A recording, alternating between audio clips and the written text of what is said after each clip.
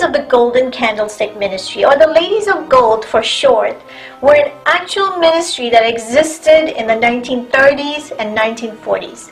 Their ministry was so supernatural that many of us cannot even imagine some of the things they saw. They had a significant impact on the nations, yet few even know of them. They were based in a mountainside community in California and were led by a lady named Frances Metcalf. They were a small group of mostly women, but some men. Each one was handpicked, and it was strictly by invitation, and they committed to meet regularly in prayer. Some of the women of the Golden Candlestick Ministry remained single to devote themselves to God, while some had families and careers to attend to. Frances had children and a husband and had the duties of a household during the day.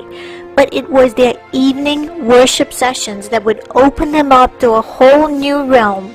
God had spoken to Frances, and he had told her that he was leading her into a new season of rest, where she was to minister unto him, entering into high praise and worship. And he showed them he was going to do something very unique and special through their ministry, that they would become a picture of the end-time church.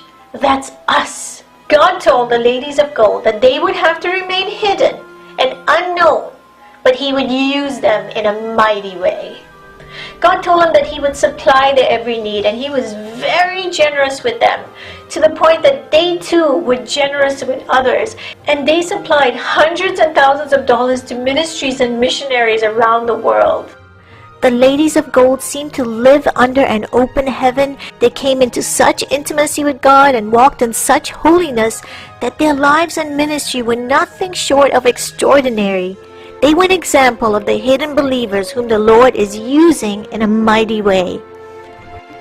The young James Maloney was given the honor to come in and witness their ministry and document it in a series of books. Some of the things he saw were almost unbelievable. He describes their sanctuary. The entire place was lavishly decorated in purple, crimson, and gold, similar to the Old Testament temple. Drapes and wall hangings in deep, kingly colors covered the walls. There was an altar where they took communion, and the main piece of decoration was a golden menorah from whence they took their name. All times of intercession were guided by the Holy Spirit as he brought to them seasons for specific burdens. They would simply wait upon the Lord in high praise and worship, focusing solely on worshiping the King. The focus was more on worship than warfare, but they had active roles in both capacities. What impressed me about the Ladies of Gold is that they waited upon the Lord for his every instruction. And if the Spirit did not lead them to intercede, they would not intercede. All of the earthly translations in rapture were separate from translations into heaven, where many would return with sandals entwined with strange jewels, vest-like garments inset with 12 stones representing the tribes of Israel, headdresses arrayed in almost living colors, articles of clothing that would be stitched with gold thread. I mean the metal, not the color. These were regular occurrences with the Ladies of Gold. It is not much of a stretch to say they were often in heaven as on earth. I recall seeing a door in the sanctuary, beautifully molded, emanating a golden hue. I assumed when people walked through it, it led to another part of the house. Many years later, when walking through the house, I was stunned to realize the door was not there. It was explained to me that door was a special door to heaven. James Maloney continues to describe the unusual wonders he witnessed. He writes, "There was a swirling of gold dust, a liquid cloud I could smear with my hand. It would whirl and swirl. I could breathe it in and feel it cleanse me inside. Often breezes would come into the room, each one bringing a different, unique, unearthly fragrance, beautifully sweet and nourishing. All of these experiences pale on the printed page.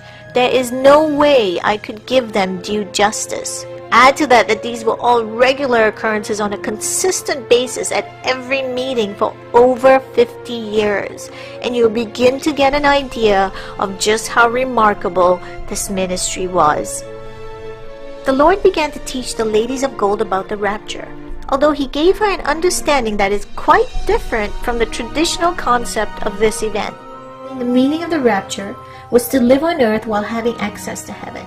She writes, He revealed that throughout the ages this door in heaven has been opened at certain times to certain chosen ones. Jacob saw the stairway or ladder and the angels ascending and descending. The prophets at times looked into these heavenly realms. But now, in the end time, this door is to be opened to an entire company, the entire sons of God, bride company. Each one is to be taken up the golden stairway up into the third heaven, some to higher realms and some to the very throne. By the way of rapture, they are to have access to the heavenlies. They are to see and commune with angels and saints and are to see Jesus beyond the veil, face to face, being changed to His likeness, fully united with Him. To go further, Francis prophesied about the Revelation 12 sign and how it would be seen in the skies, heralding a new era.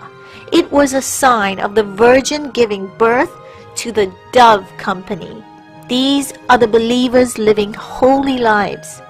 Only these ones who truly are set apart, living in purity, will have encounters in the heavenly realms.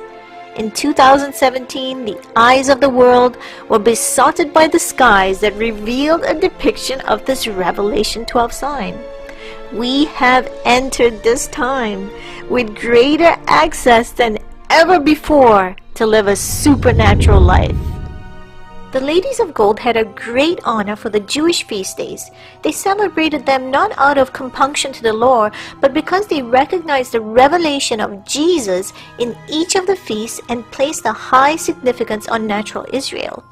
A surprising fact that very few people know is this: Francis Metcalf began using the blue and white shield of David as a sign of Israel.